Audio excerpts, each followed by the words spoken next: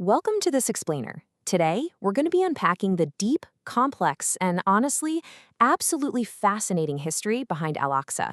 Now, I know this is a site that commands global attention every single day, but right now, we're setting aside the modern headlines.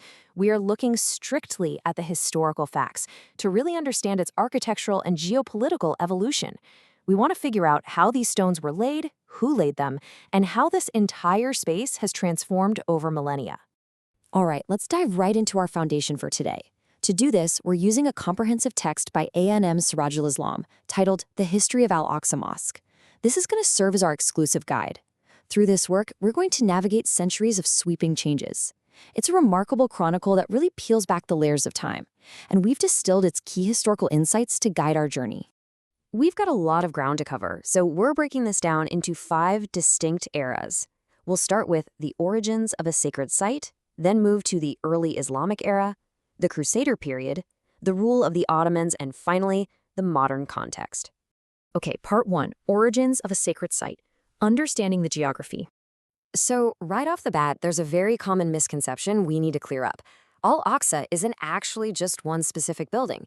Historically, the name refers to the entire 35-acre sacred compound, Al-Haram al-Sharif.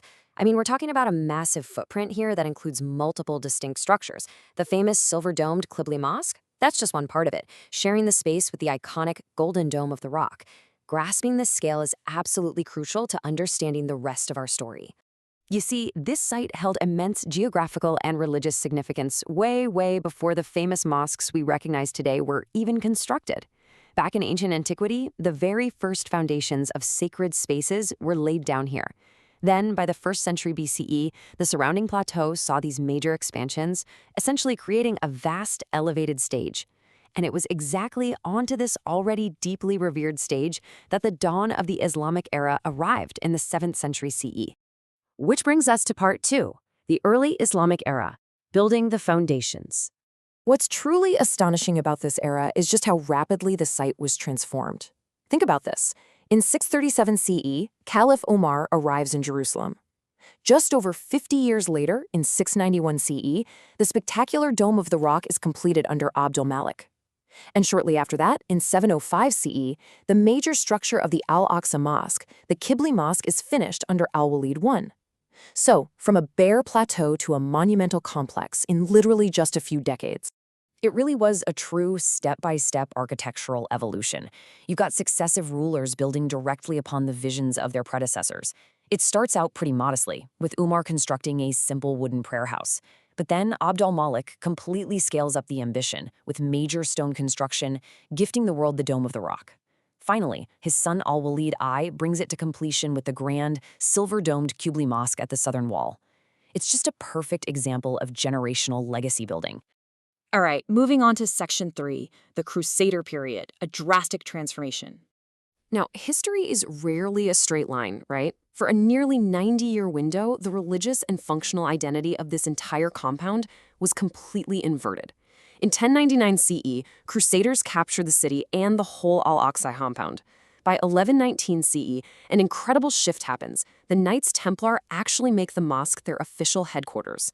No, really, and this reality lasts until 1187 CE, which is when Saladin successfully reclaims the city. The contrast in the site's function during this time is just stark. Under Crusader control, the Qibli Mosque was heavily repurposed, functioning as a royal palace and heavily fortified military barracks for the Knights Templar. But right after Saladin's reconquest, there was this massive immediate effort to purify the structures. They were restored to their original Islamic religious function, which was highlighted by the installation of a magnificent, incredibly intricate wooden pulpit, or minbar, that Saladin had actually commissioned years in advance. Talk about planning ahead. I want you to consider this quote from our source text. The physical stones of the sanctuary bore the marks of constant reinvention, standing resilient through the violent clash of empires. I just love that line because it perfectly captures the sheer physical endurance of the compound. It wasn't just some passive backdrop. It was actively molded, repurposed, and restored, surviving some incredibly violent and turbulent centuries. Let's move to section 4, Rule of the Ottomans, Centuries of Preservation. Following all those centuries of turbulence, we enter an incredibly long and defining era of stability. We are talking about 4 whole centuries. from 1517 CE, when the Ottoman Empire takes administrative control, all the way up to 1917 CE.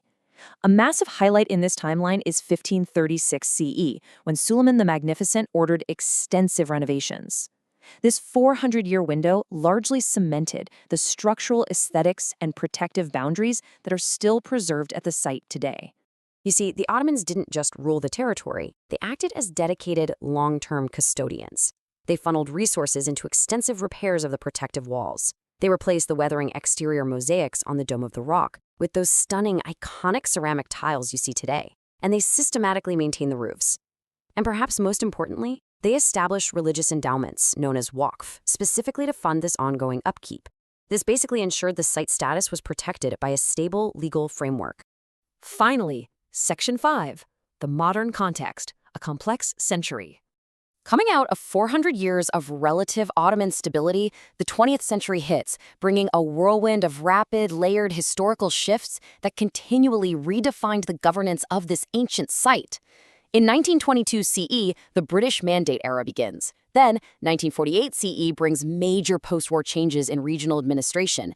And by 1967 CE, the Six-Day War results in entirely new geopolitical realities and complex oversight arrangements. The contrast between the slow, steady Ottoman era and the rapidly shifting 20th century is, well, it's pretty striking. So, we've traveled all the way from the ancient plateau to the modern era, leaving us with one crucial question to ponder. How does this deep, centuries-long saga of creation, destruction, and resilience shape the geopolitical heartbeat of Al-Aqsa today? When you look at Al-Aqsa now, remember that you aren't just seeing a building. You are looking at a living, breathing map of history, a 35-acre compound whose stones tell the stories of empires and whose legacy will undoubtedly continue to shape our world. Thanks so much for joining us for this explainer.